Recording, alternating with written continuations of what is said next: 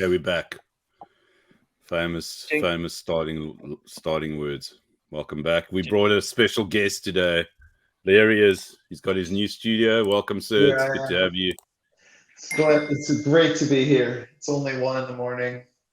I was just doing some late night testing of my equipment. Jedi's like, "Come on in here," and I'm like, "Here I am." Oh well, but yeah, we're gonna do like an end of year review type thing. I think we could start with an overall recap of the year, but I think it's just going to be a resounding big L from everyone's part. I don't think there was many positives, but we'll try and squeeze them out. We've got a couple of best protocol, best chain, biggest winner, biggest loser, most potential next year, best personality, and then a funny one towards the end as worst personality, because there's definitely more candidates for the worst personality than the best personality this year, but we'll see where we get to. Is there anything else you just want to cover? I think that should cover quite a bit. Yeah. So it goes without saying, but Dan, you can start. What's this year been like in a nutshell? I can sum this year up in just one word, and that was whoops.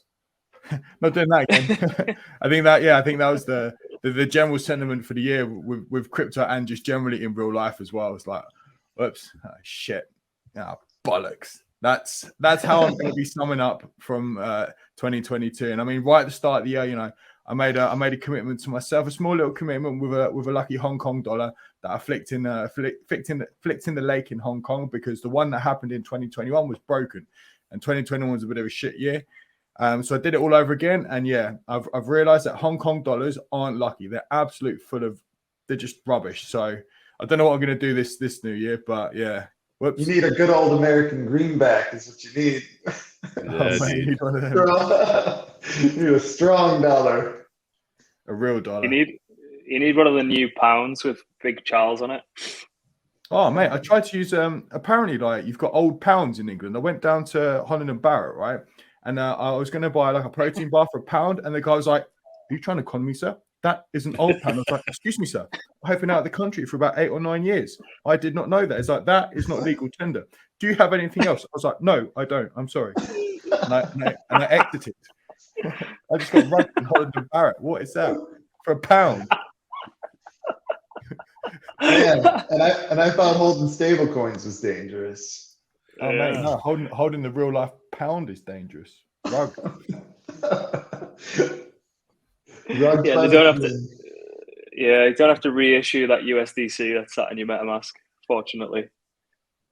I can imagine they'd probably try and spin that out as a narrative. Recap, Ben?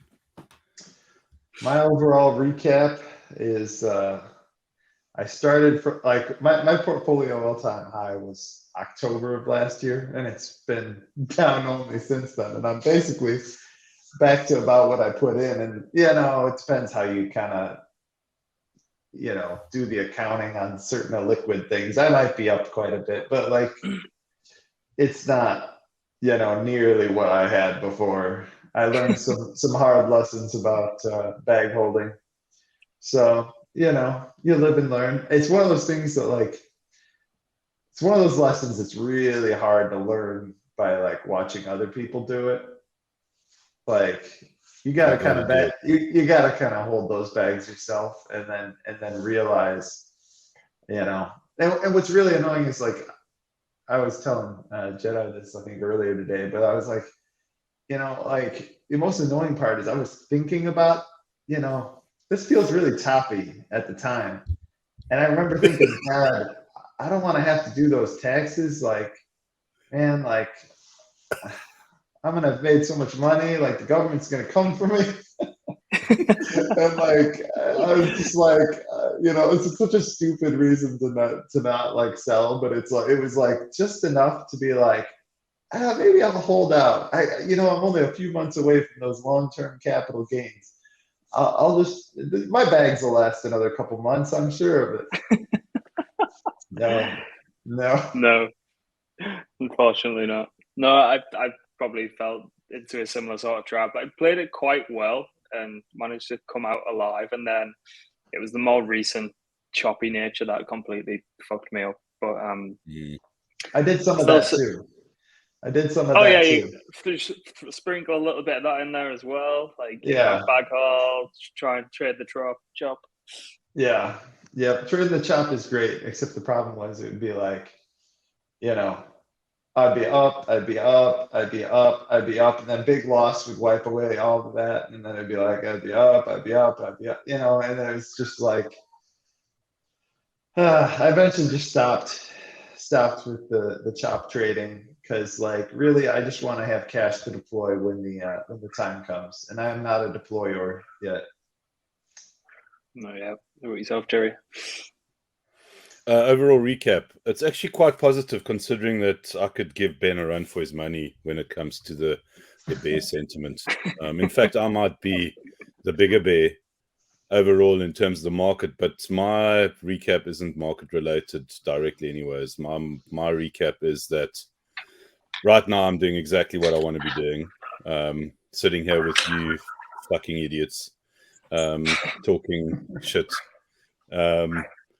But in all seriousness, it's like, I mean, despite the fact that everything is just completely like what the fuck, I see a lot of positive things happening. In fact, like I don't like sit back and think about crypto right now and think, oh my God, what a fucking nightmare. It's like there's a lot of cool shit going on in the background. Like really there's more going on now than there was even a year ago. I mean, I know it sounds crazy, but like maybe it's because, this is like now our job and our business, and we kind of like, seeing things really close up. Maybe that's why I'm seeing that. But what I'm seeing is really positive. There's a lot of cool stuff going on. And even though it's been, the first part of the recap is, it's been a whoopsie year. It's been like, fuck, what happened to my bags? Oh my God, look at all the mistakes that I made. Definitely, you guys all have a point there. And I definitely share that sentiment and that experience. But the positive is, for me, is that I'm doing what I want to be doing, and there's just so much cool shit going on, and I wouldn't want to be doing anything else. So, that's where I'm at, and I'm really looking forward to what's ahead, and what we're going to be doing and what we're going to be talking about, and what we are going to get a chance to participate in. I mean, we actually get to play in this game, and I fucking wouldn't want to be anywhere else. That's my recap, gents. It's a good one. Yeah, bit more positive than us three. Jesus Christ, mate. You are, mate. You're the kind of guy that you'll give somebody like a Christmas card, and you'll literally just write a life story in it. When all it needs to be is to Dan, Merry Christmas, love Jedi.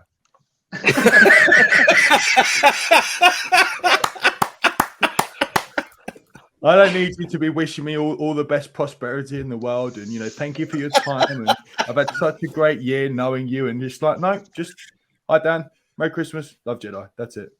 And here's an actual American dollar folded in the card. There we go. An actual American dollar. That's also part of the recap, guys. That's part of the recap. You need the American dollar. Remember that. Yeah, it's funny because at the beginning of the year, everybody was saying like cash is trash, and like, telling you like the worst thing in the world you could do is be holding cash in this environment. And like, what was the one thing that would have saved you? USDC to $2. That's what it was.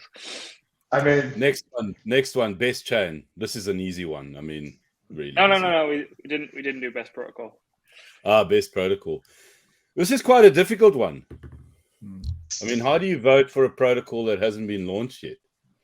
Is there a hint? I don't think you can. I don't think you can. Maybe for the 2023 list. But I think for me, I mean,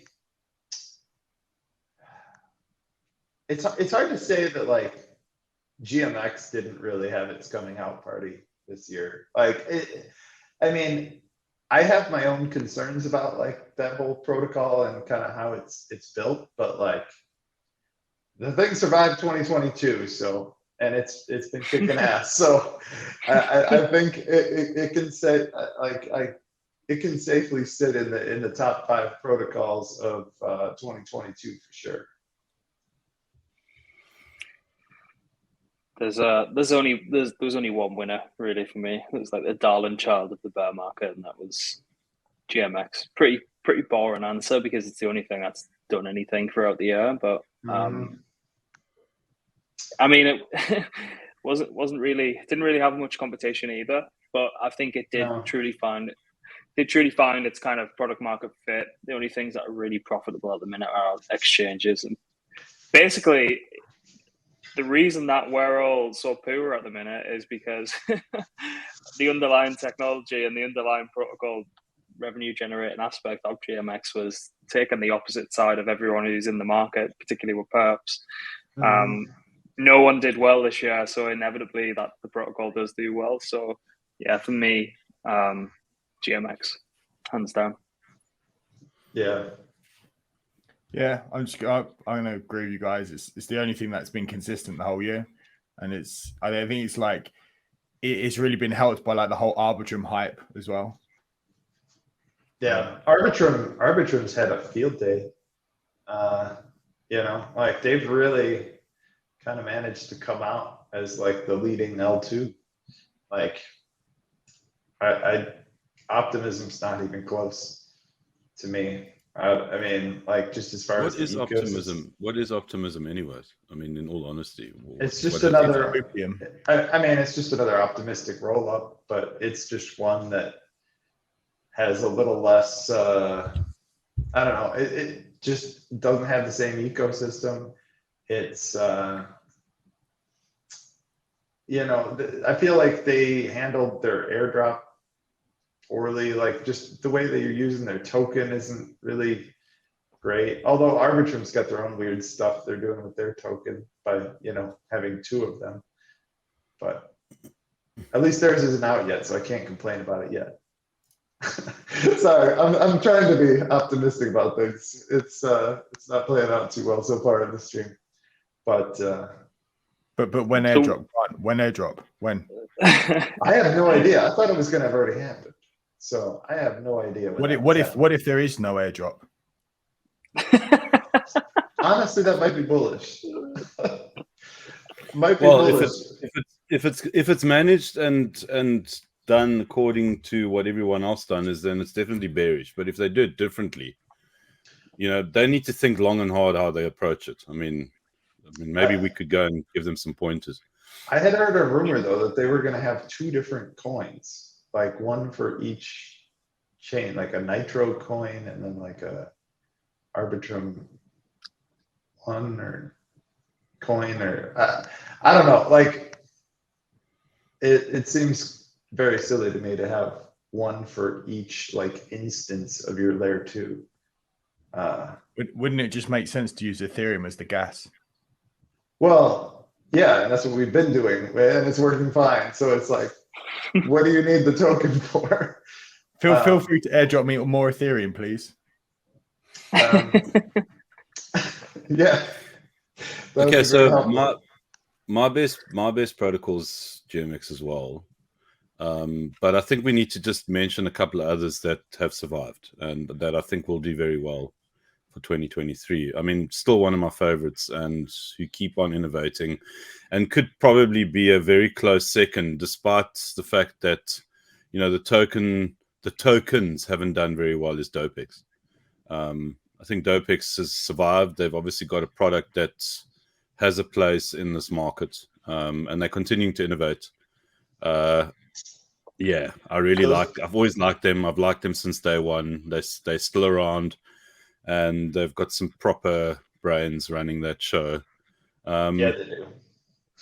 Yeah, I think, like for me, like, I'm busy with my kind of like list of things that, I'm looking out for and kind of looking to start accumulating at some point. Also, Ben, I'm with you. I haven't started doing that yet. I think Grant might have gotten tired of the bear market and he's already starting to accumulate.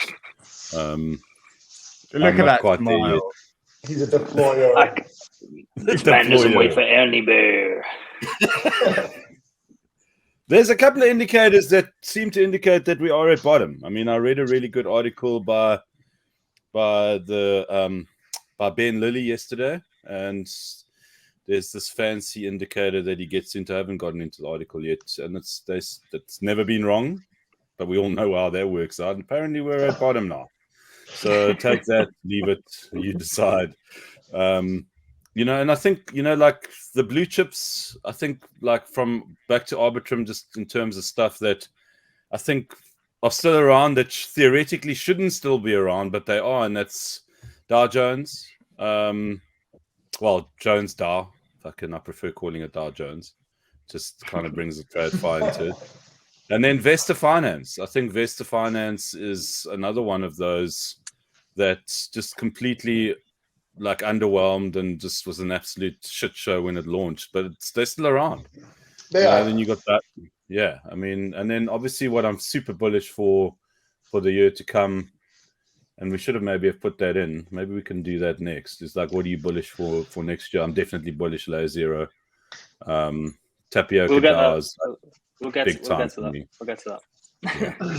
Right. So other than GMX, any notable mentions? I think one that probably goes underappreciated because its tokens pure dog shit is Aave, and the way that the protocol conducted itself during the mass liquidations that happened. No, they rocked.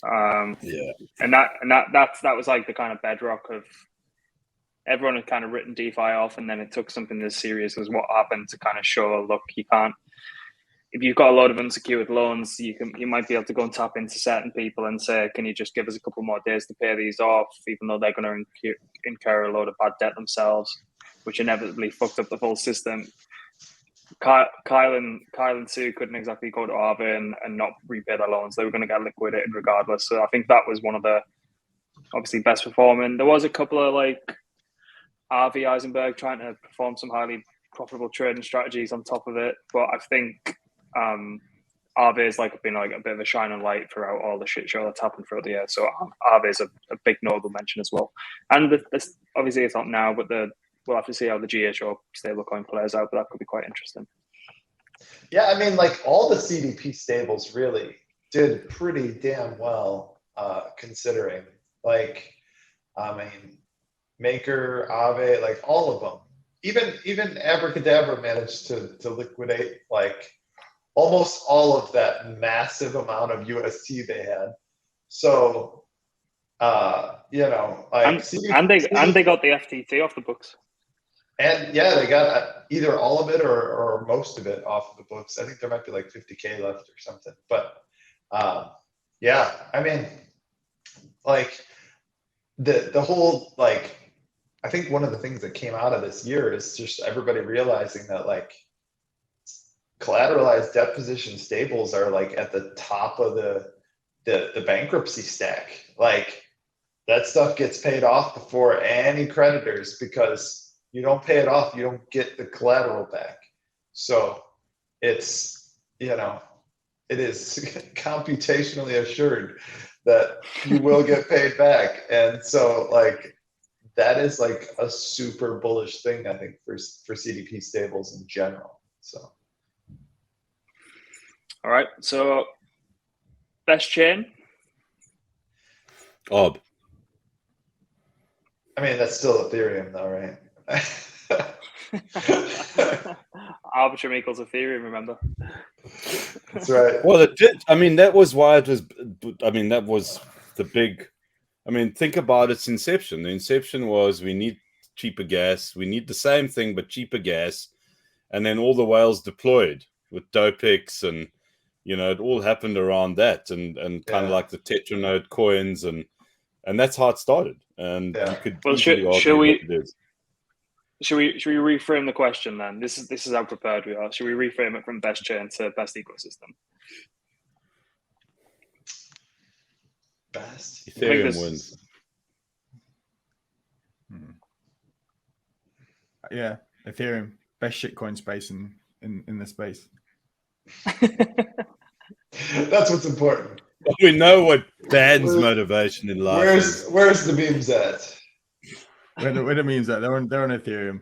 You know, you can't jump in Telegram and get like a good Telegram community on BSC You know, does Polygon even have like a microcap shitcoin scene? I don't think so. Has to be Ethereum. Ethereum for the lads. Yeah. Ethereum and more particularly Arbitrum for me. I think they, as Ben was saying earlier, they definitely outplayed Optimism on a deployment route. I think optimizing their airdrop community type situation that they've got going on over there. I think they just every kind of step of the way they kind of blew them out the water, to be honest.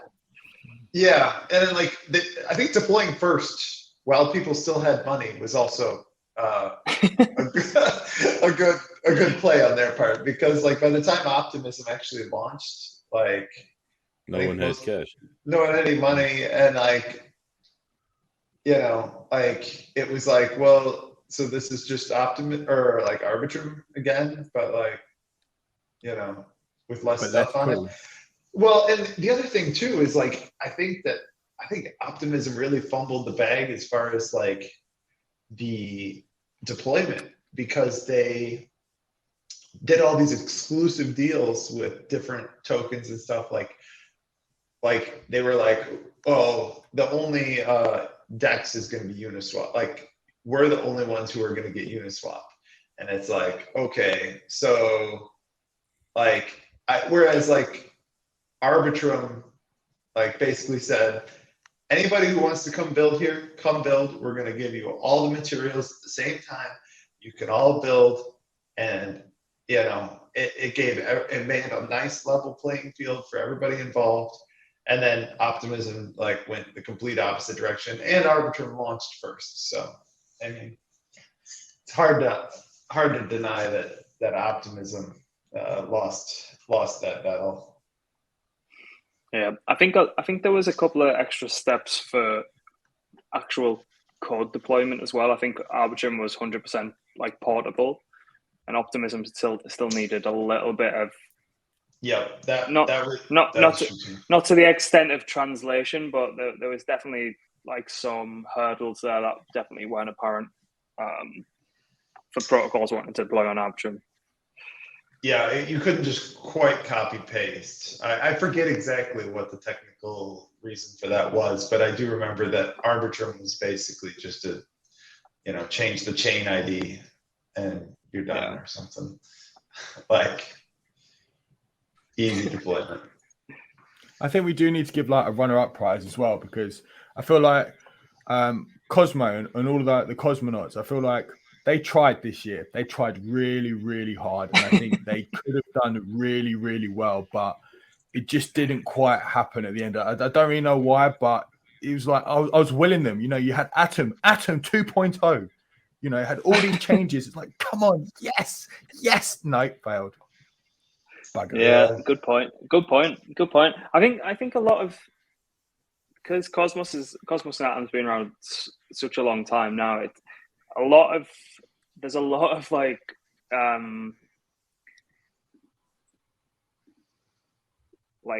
fractions in that whole camp, and a lot of people need to get out of the protocol's way and just allow it to turn into what it needs to turn into. Like even down to, I think there's a couple of governance proposals throughout the year where everyone was so divided on them, but like the idea of it, like minting like X amount of Atom to give out to like develop some form of composability layer or whatever it was.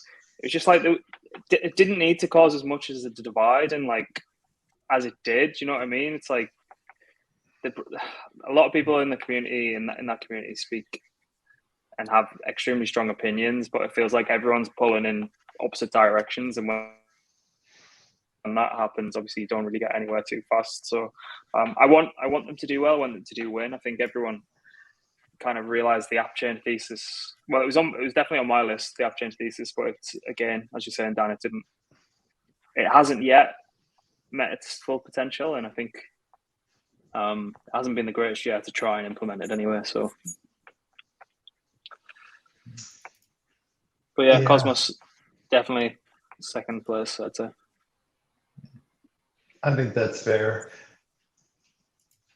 I think what's also just worth mentioning is that the guys that survived this, you need to make a very, very bold note on, because the ones that are just quietly going about their business are going to do really well in the next bull.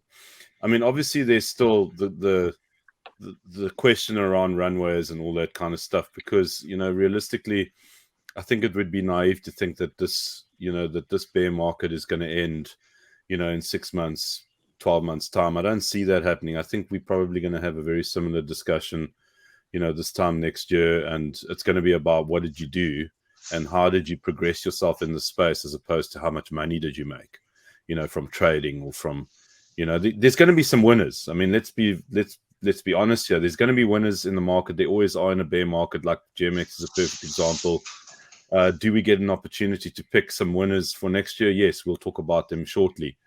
But I think that's what we need to kind of like preempt for the year to come, is that I don't think there's going to be any shortcuts by any stretch of the imagination. And we need to just keep our shit together. And the guys who manage to survive and keep their shit together are the ones that are going to fucking shoot the lights out in the next bull. And we need to keep note of those and not be scared, I suppose, to maybe buy a little here and there when we do kind of see the weakness in the price. And, I think I've got a few, but, we need to just wait and see.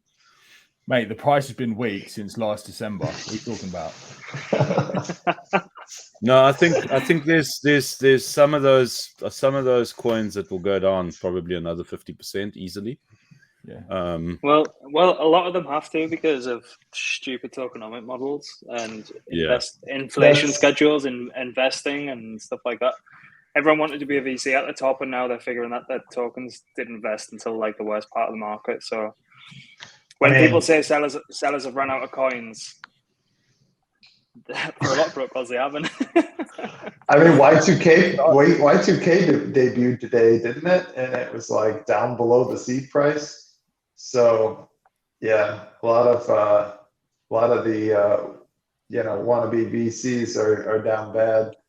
And as a aspiring wannabe VC myself, like it's a little disheartening to see. And that goes back to my point at the start of the video. Like, the only word you can describe this year as is whoops. So look at all those VCs that aped in right at the start, and then now they're like, I mean, all the protocols that raised private rounds but didn't get around to launching a token, they're the real winners in all this, because they raised their private rounds at the top, and then they basically just are going to be holding that cash and using it as runway to make something cool. So like, those are the ones that are the real all-stars that came out of this. Like, there are some teams that raised a lot of money through like the OHM, like that whole raise model too. Like, some of those OHM forks that actually pivoted to become something useful instead of a reserve currency. Like Redacted Cartels, one of them, right? I mean, Redacted. Like, those guys are making some cool shit. And like, I think that the ones that actually like built up a treasury, I think that's going to be one of the big lessons learned that came out of this year, is that you want to build up a treasury and you want to protect that treasury, and like, you don't want to run out of runway. Yeah, I mean, if be purely reliant on emissions and your own token for. Yes, because your token is going to be down bad. So essentially what you guys are saying is make sure you create a product that's actually self-sustainable based on whether it's fees, whether it's value. Is that what you're saying? I mean, that's insane. No way. Yeah. Hey, that sounds like a great idea. So what we're saying is that if you are listening to the stream and you are planning to launch a project, just come and speak to us. In all seriousness, we can help you. Something that we will be doing in the new year it's called an incubator. Imagine that. Sounds good. Imagine that. A Blockmates incubator that can help you launch your product. I wonder how much the matcha guys, because that, like, again, with no token, that's like something I'd use near enough every day. Well, but they've got a business. Yeah, they actually take a cut and then use it to run their business, like an actual business. Like what is this sorcery you speak of? It's this crazy notion that, like, you take your revenue and then you take a cut of that, and then that is what you use to run your operations, and then you get to keep this little part on top, and it's pretty nice. Wow. So really groundbreaking stuff. Recommend it. Right. So this next one's a little bit more overarching, but the biggest winner. This can be a person, protocol, whatever. They're just the biggest. Who's been the biggest winner? I don't think there is one, but we can try and figure one out between the four of us. I have one. Who? Am I going first? I guess so. You got one. I have no idea what's about to come out of your mouth here. I honestly think, I mean, obviously it's loaded with bias. I mean, the bias is so intense, my head might explode. But I think the biggest winner here is Blockmates. We're still here. We are probably the most degenerate, idiotic, crazy bunch of individuals, but we're still fucking here. Look at us. We're here. We're here, dude. Yeah. We're the biggest winners. I mean, as long as you've still got your reputation, your Blockmates isn't down 99%. So no, we're not. Even though our portfolios are. Our portfolios are, but that's a separate conversation for the dungeon. Yeah. So what about a more interesting one, the biggest loser? Biggest loser. Bearing in mind, for me, there's a number of them. Let's start with Do Kwon, There's a number of them. Suzu, Kyle Davies, SBF, Mashinsky, and then Sweet Caroline. Caroline, she hasn't really come out of this too badly yet. Maybe one of the biggest winners was Sam Trabuco for jumping ship and not getting a load of shit. Jumping with a ship. Well, yeah, jumping with a ship as well. I mean, could you say like Jesse? Could you say like Jesse Powell's like another winner as well? Because he seems to be like the way he's like led cracking it. There's not really seemed to be too much bad stuff, and he seems to be like one of these guys that's come out like fairly like neutral or neutral +2. Yeah, it's actually a very good point. Yeah, it's a good point. Definitely is a winner. Nobody is still not using that exchange though. Yeah, exactly. People still aren't thinking about Kraken. But that's why it's just so neutral. Exactly. Yeah. It's neutral. There's no volume. I always thought that, like, because I set up a Kraken account and it was super annoying to set up. Like, it was. I actually think Suzu might be in contention just because he's setting himself up for another losing round. It's kind of like he's almost didn't have enough. He got uppercutted. His head fell off. He rolled onto the canvas, and now he's trying to reattach his head the wrong way around so that someone can hit him on the other direction. That's what he's doing. Did you guys get a chance to listen to the Kyle Davies podcast that he did with? I didn't watch that. Q? Did you? I did. I listened to both parts, and like the thing about both Kyle and Sue is that, like, it's very obvious that they fucked up, but they don't seem to accept any real responsibility for that. Like, maybe it's, and that I get part of it, because like part of it, they're like, these idiots gave us like $3 billion uncollateralized. Like, we tried to do some degenerate shit with it. It failed. Oh well, like, so to some extent, I understand that mentality, but at the same time, it's like, I feel like you should have some semblance of like, yeah, I think I do things differently next time. And like, I don't get that vibe from either of them. They're just like, I have no idea why it didn't work. I don't know. Like, there's a definition in the dictionary for that. You know what it is? Psychopath. It's called narcissism. Yeah. That's all it is. I mean, it's got to be it, but like, it's just crazy to me that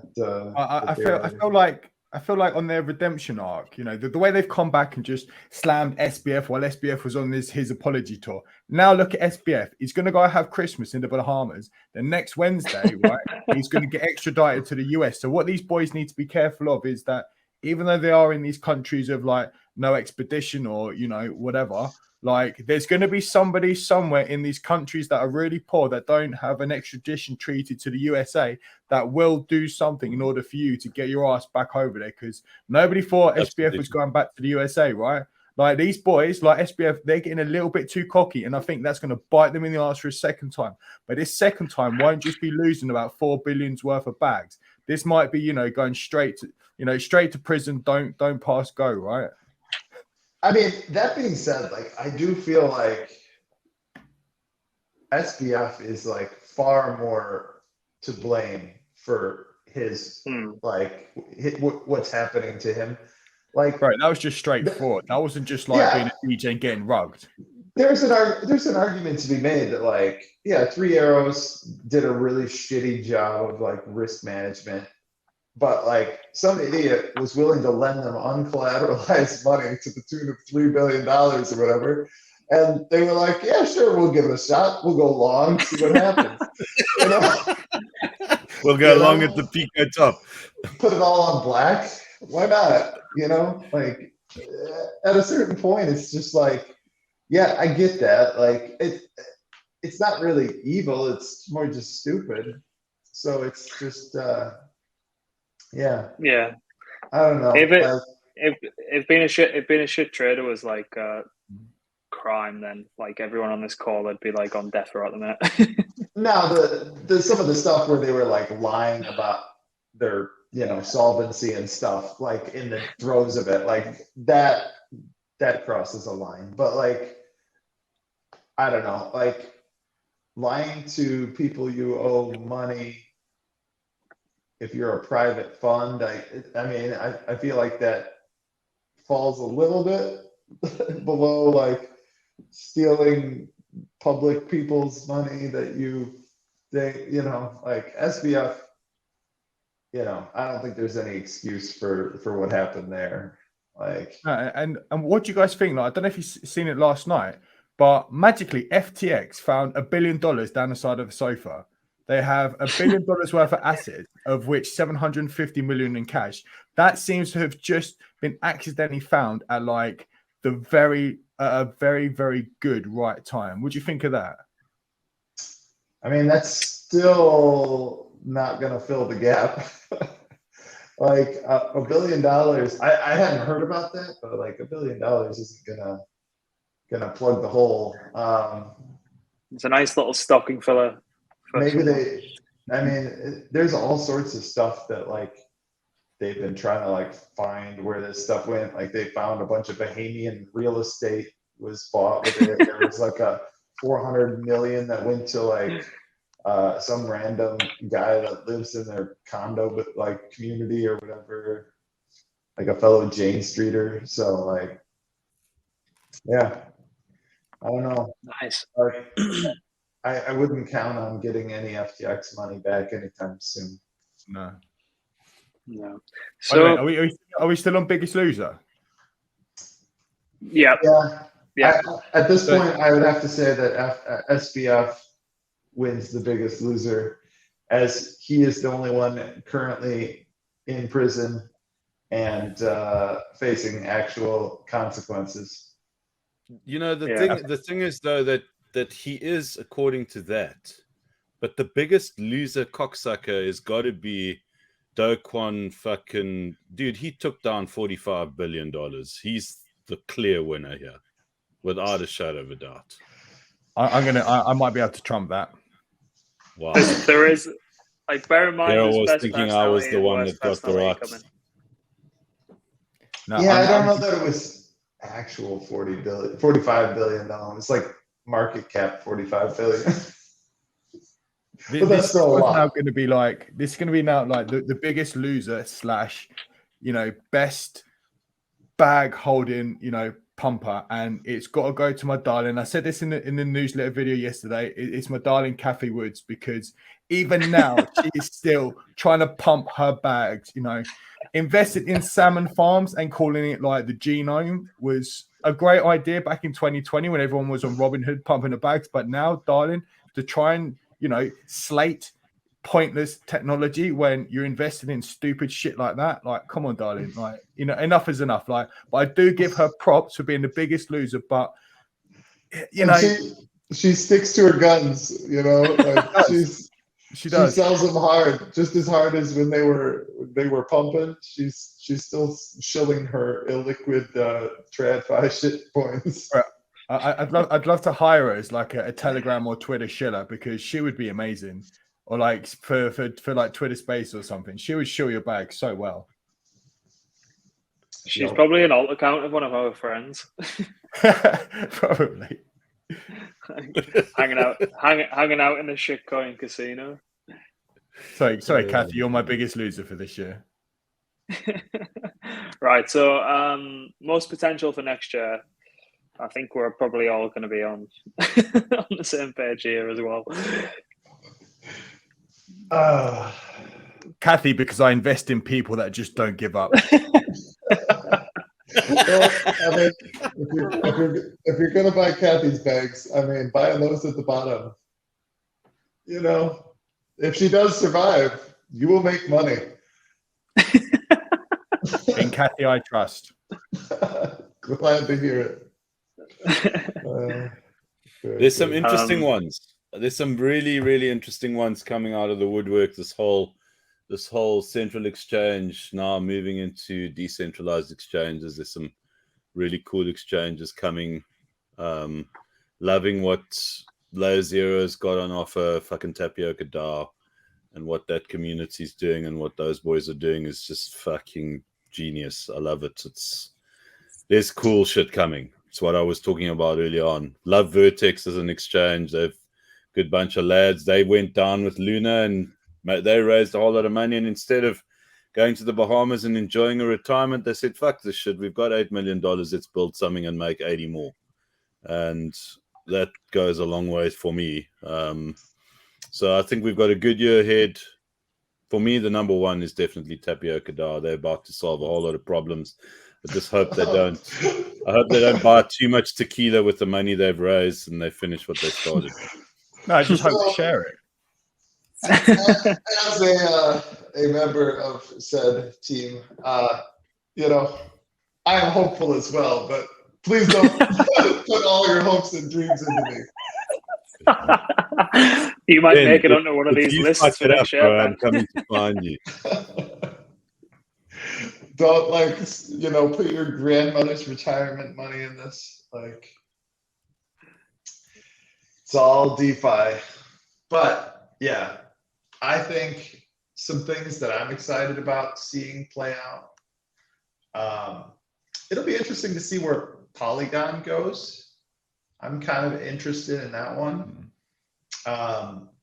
With them moving to ZK rollups, like, that's one of those things where if they stick the landing, it may completely change how I feel about their shitty, like, protocol. Like, it's one of those things where, like, I think they honestly do have the potential to make that work, and it'll be very, very interesting to see that play out this year or this coming year. And then I think Redacted is doing some super cool stuff this coming year. I think that's going to be really interesting to watch. Yeah. I think it'll be interesting to see like kind of how the options market develops too, because like things are getting a little more sophisticated in that space. Want to see like just kind of some more interesting uses of those sorts of things. Umami is another one that I really like. It'd be cool if they can, get their products out and looking awesome. So they had a V1, but they had to retool it, and so they're working on V2 is on its way out. So yeah, much the same. Layer Zero, Tapioca, Interswap. I think if Lyra or IVX can nail like an options AMM, I think that's a better way to go than options vaults personally. And there's a few ways and means that I know both of them are going to try and get around the kind of liquidity issue on options, but I think that could be certainly really interesting. That is interesting. Yeah, but other than that, we'll just have to see. Something will come out of the woodwork, and it'll be like, shit, this has changed everything. I think a lot of what could be really interesting is seeing a lot of people build on top of Uniswap, Gamma Swap, and Gamma Swap is another one. Gamma Swap is cool. Yeah, it's cool as fuck. And Panoptic, building options and utilizing the liquidity on Uniswap. I mean, like, they could be talking a lot of shit because, like, every time I look at their stuff, it's just like so math heavy. They could just be writing anything, and it actually means absolutely nothing. And I'm like, yeah, that looks good. Like, let me write the check. Which protocol was that? Panoptic. So they're going to utilize like UniV3 to effectively have everlasting options on top of the liquidity in Uniswap. So very interesting. It looks like you have been reading the newsletter, sir. I do believe that came out yesterday with Panoptic. Of course I have. Well done, Grant. Good save there, mate. Ben, you need to subscribe. I do subscribe. Of course I would. Yeah. And probably aside from that, we've got a shitload of stuff happening next year. So I'm sure I'll probably make a big shill post about it all, as I usually do. So I'm pretty sure that'll come across a lot of people's desks. But oh yes, that's right. You started DCing in, so we can expect loads of shill posts coming. Gotcha. Thank you, sir. Yep, that's what you'll see from me. So best personality is the one. If you see the personality people, they all got definitely wrecked. There's an obvious. There is only one. Jesus Christ himself, dude. Come on, Kobe, bro. Kobe is the man. Yes, Kobe. Come on. Kobe is. Kobe's very much my favorite person in this whole space. Definitely. To be honest, yeah, he is just above board at all times. At all times. Fuck like, I commend that man for his illustrious career of, just being awesome. And Kobe, if you're listening, please let me follow your alt.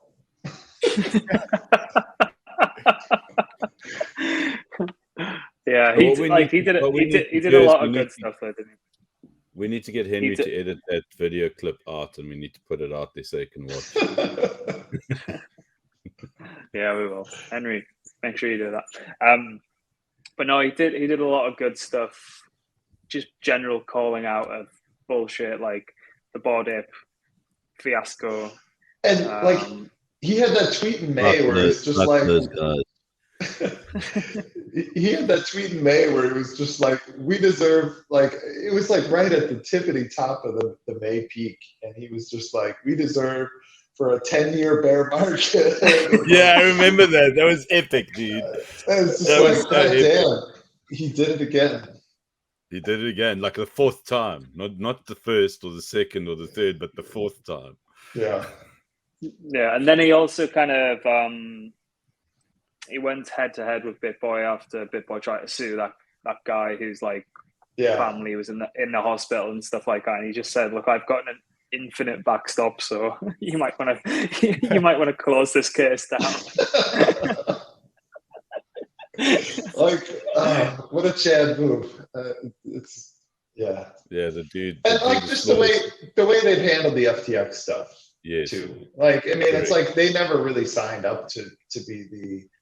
They actually started out with BlockFi and then like kind of just got bought out by FTX. But when like sends a letter saying we'll give you your money back. Yeah, like I think it's doing content in this space is so hard because it's like very difficult to maintain that line of like, if you even like implicitly endorse like something that later turns into a rug, it's like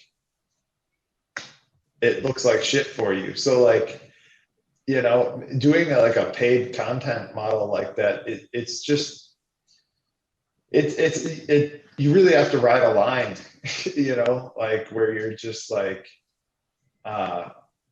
it would be better if you could like get kind of more tangential type things that aren't going to rug anybody. Like if I could get sponsored by DeFi Llama, like that'd be perfect. DeFi, but they're making their own protocol or whatever. So, but like, stuff like that, like where it's just like, Nansen or something like, like innocuous that it's just like a paid service that does stuff like that'd be a nice one. But like the problem is it's always the companies that want people's money to like custody it or whatever that end up paying the most for ad revenue. Yeah, the bigger the scam, the more ad revenue money they're going to put in your pocket, which is probably the worst thing about it. So just go steady, people. If you do get, I mean, the ad business is a fucking nightmare disaster anyway. It's like bankless charge like hundreds of thousands of pounds a year or even a month or whatever, and then everyone just flocks to bankless and everyone else gets the scraps. Not that I'm bitter or anything, because those guys will get taken down next year anyway. So. So does that mean we've moved straight on to worst personality because there was only one good personality? Yeah, because I feel like the worst personality is going to be a little bit more fun. I thought we already mentioned the worst personality when we were talking about BitBoy. Oh yeah, there's quite a few. Hey, I mean, you got Rand from Crypto Banter. He's pretty up there. You've got BitBoy.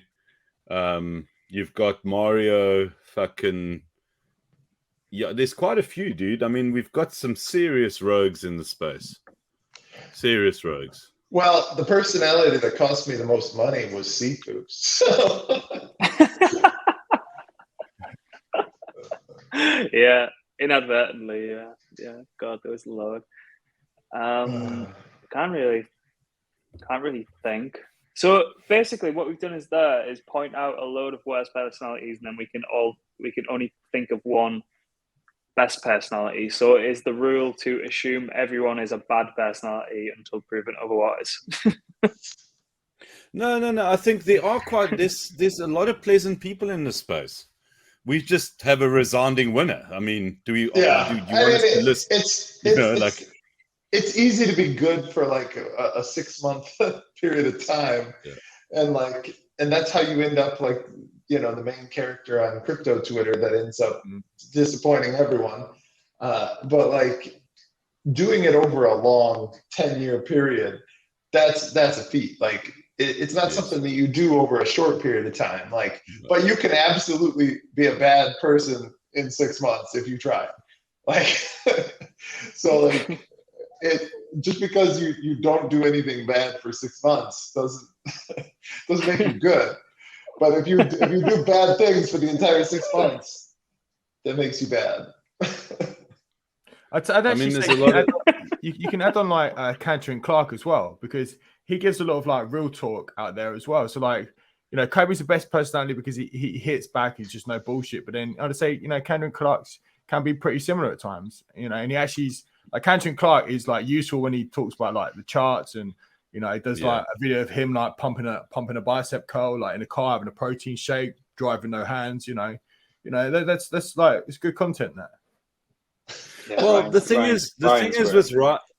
with Ryan is that he kind of wears his heart on his sleeve. Well, not kind of, he does. It's like, this is who I am. I'm not apologetic about how I feel about shit. And, you know, like, and I don't have to laugh about it because I make a fucking shitload of money.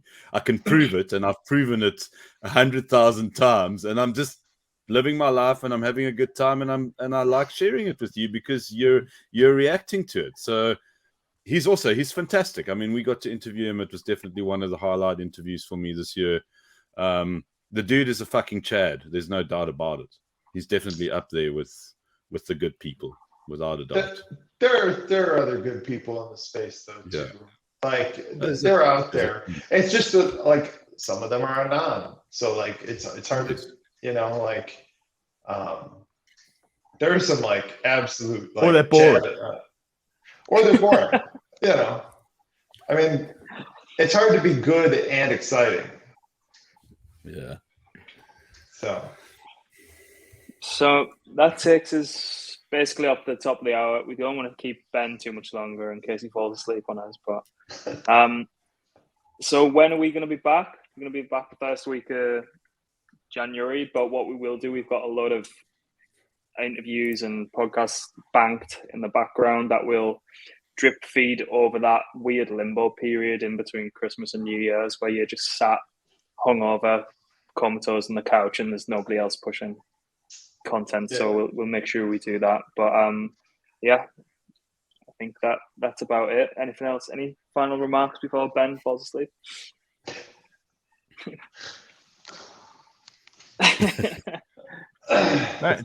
Just like subscribe all of the newsletters, all of the bits and bobs we do, and have a very Merry Christmas. Yeah, share the stuff that we do with people that you know. Let's grow our audience. Let's do good stuff for the next year. And yeah, wishing everyone a good Christmas. If you're celebrating, if you're having to deal with family, I hear that microdosing psilocybin cubensis is a very good thing to do. No surprises what I'm going to be doing over Christmas.